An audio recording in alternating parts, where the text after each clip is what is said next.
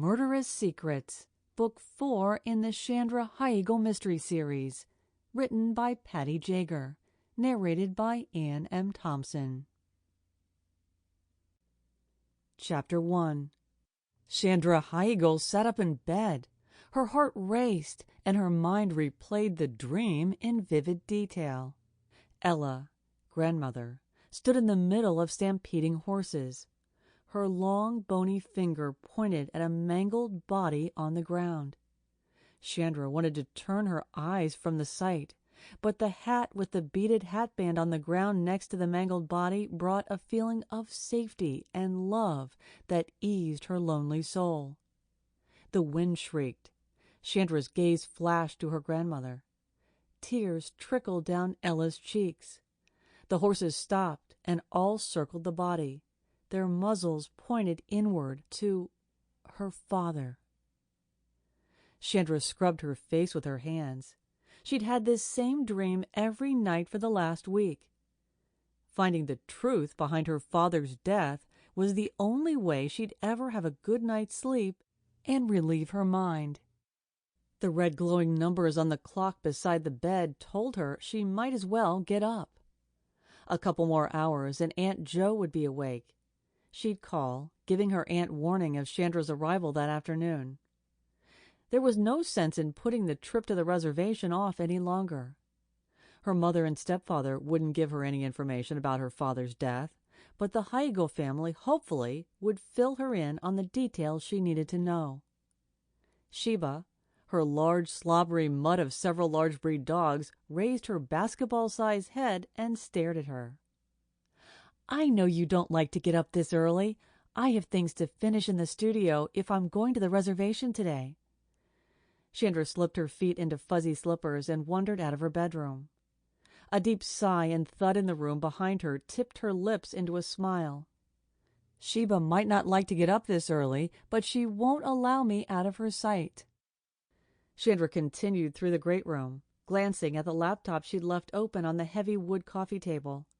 She'd run into dead ends while trying to search online for records of her father's death. On the way to the kitchen, her gaze landed on a photo of her father on the bookcase. He was holding up a large belt buckle and grinning. Her heart stirred, remembering those same hands holding her and whispering in her ear that life was a mystery and to live uncovering every clue. She'd only been 4 when her father died, but she remembered nearly every moment they'd spent together that year. She walked over and held up the photograph and ran a finger over her father's face. Memory was a funny thing. More and more of her 4th year on this earth came back to her as she dug to discover if her father's death was an accident or intentional. She remembered traveling to the rodeos as a family, but then tagging along with her father because Mom disappeared, almost as if she didn't want to be seen with her Native American husband and half-breed daughter. She shook her head. That couldn't be, could it? Sheba pushed against Chandra's thigh with her head. "I know. If you're up, you're hungry." She ruffled the black fur on Sheba's head and continued to the kitchen. Shandra started the tea kettle, poured kibble into Sheba's bowl, and refreshed her water. The kettle whistled. Plucking one of her own mugs from the open front cupboard, Shandra poured steaming water into the cup and dropped in a tea ball with green tea leaves. While the tea steeped, she debated when to call Ryan. While his office was all of Waupee County, his county detective work kept him stationed in and around the county seat of Warner. But if he happened to be in the area and stopped by, he'd get worried if she wasn't home. Unlike her mother, who wasn't so much worried about her daughter, but about what rumors may get started by Chandra's exploits, Detective Ryan Greer did genuinely care what happened to her. A smile started at her lips and infused joy in her heart. They'd only been dating 3 months, but she had a closer connection to him than any man in her life up to now. Thinking of her last disastrous relationship, her brow scrunched and the joy seeped from her chest.